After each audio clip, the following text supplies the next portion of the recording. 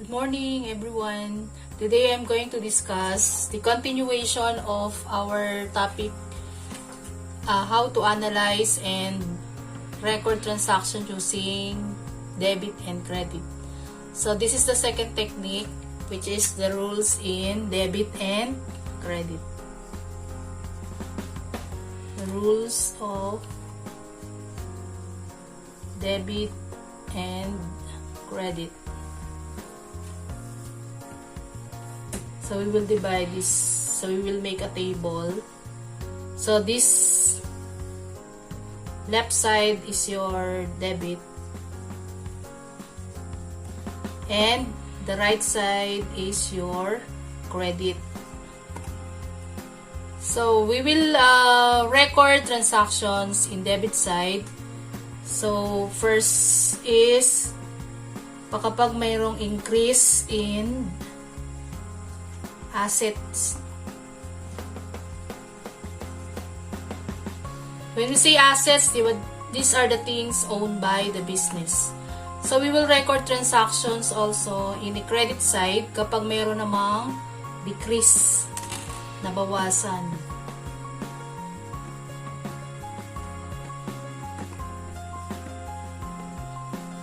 So kailan ba nababawasan? Pag nag-purchase for cash, ganun. Then the second is, so we will record transactions in the debit side kapag mayroong decrease in liabilities. Sabihin, nabawasan ang utang.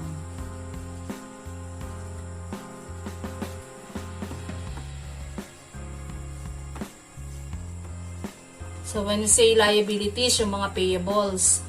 And kapag sa credit side, kapag mayroong increase, nagkaroon ng utang, increase in liabilities. Kapag nangutang. Number 3, so we will record transactions in the debit side if there is a decrease in proprietorship. So decrease in proprietorship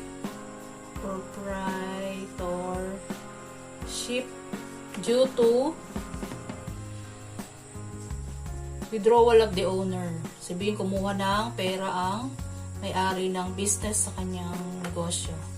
And then we will also record debit side if there is also an increase in expenses.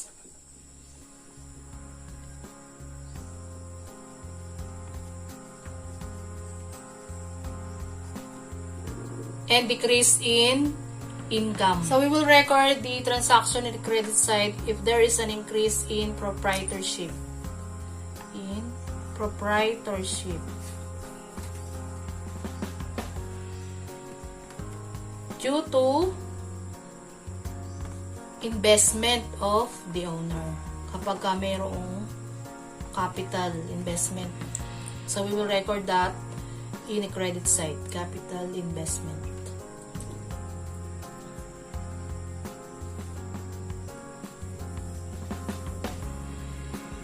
Another increase in credit side is increase in income.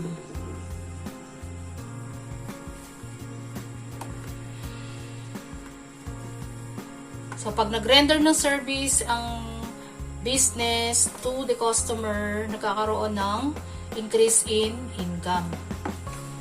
Okay, I have here an example of recording transactions. So we will analyze this. Si Mac Rogers invested cash to his business Mac Rogers Catering. So in this transaction, so we will use analysis of increase-decrease. So dito we will record. So on the debit side, this is the T.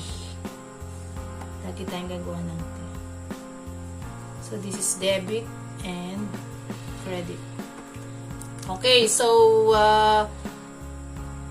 based on these transactions, mayroong investment na nangyari. So, di ba, kapag mayroong investment, nandun siya sa increase in proprietor due to investment. So we will record capital in the credit side. So nakalagay siya sa credit, doon sa base natin sa rules ng debit and credit. At yung kanyang investment ay ginawa in the form of cash.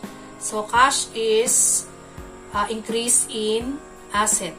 Cash is an example of asset. So meron siyang increase in assets. So we will record dito ay cash. And owners is Mac Roger.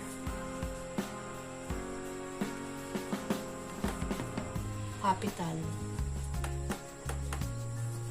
So there is an increase in asset and increase in proprietorship due to investment. So kaya ang sagot natin ay ganito. Number 2 example, he purchased kitchen utensils and tools on credit from Kate Trading.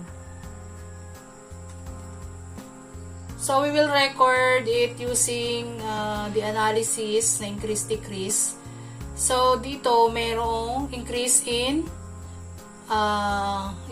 kitchen utensils and tools is an example of assets. So pag bumili, nadagdagan yung assets ng business. So we will write tools and equipment this time dito para sa debit side. And since this is on credit, pag sinabing on credit, hindi niya binayaran yung supplier niya. So, we will record it using dito sa side na to na accounts payable. So, debit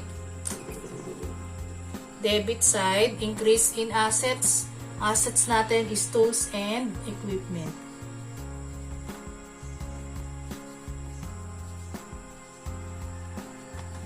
And, nagkaroon ng credit side natin dito ay kapalit ng tools and equipment is on credit. So, merong increase in on credit means utang sa ibang sa supplier nila. Okay, sa credit side, meron tayong accounts payable,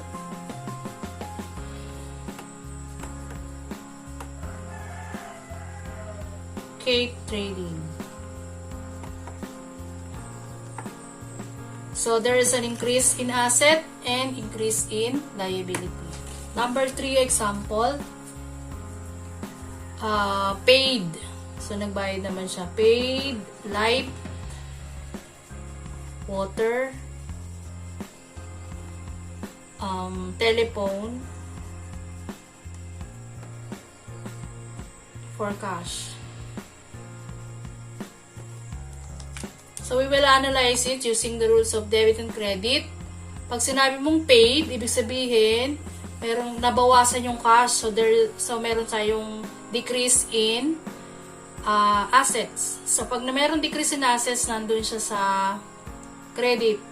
So, meron siyang increase in expenses kasi yung binayaran. When we say light, water, and telephone, so, gagamitin na natin yung term na utilities. So, we will record it using debit and credit.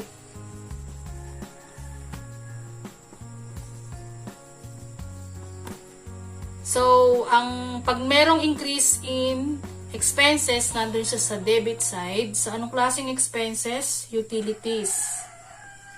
Utilities, expense. So, meron siyang increase in expenses. And then, kapalit ng expenses or when we analyze the transaction, meron tayong decrease in assets. Kasi meron sa word na paid. So, we will write it cash. So, ang entry natin is debit, utilities, expense, credit, cash. Number 4. So, withdraw cash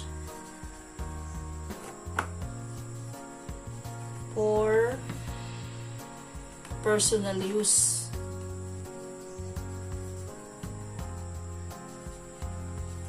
So, we will analyze it using rules of debit and credit.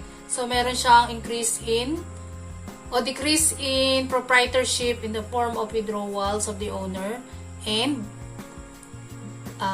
decrease in cash. Kasi decrease in assets in the form of cash. Kaya we will record it debit side. The owner is Mac Roger.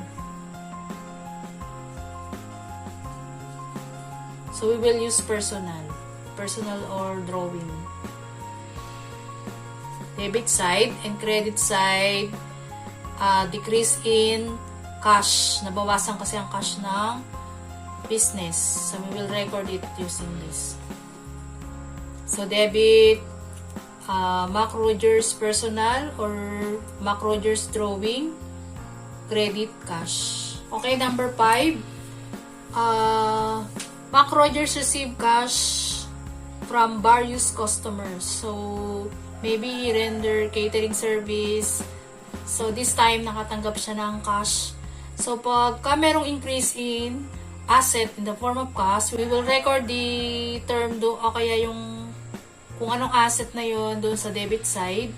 And then, this time, nagkaroon ng service to customer. So, we will use the word income.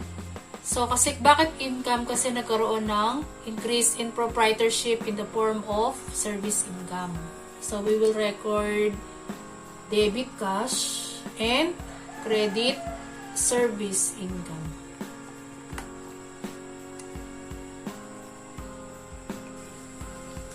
Okay, that's all for today. See you again in my next video. So, if you have any questions, you can write it in the comment box. And I'm willing to answer it. That's all and have a nice day.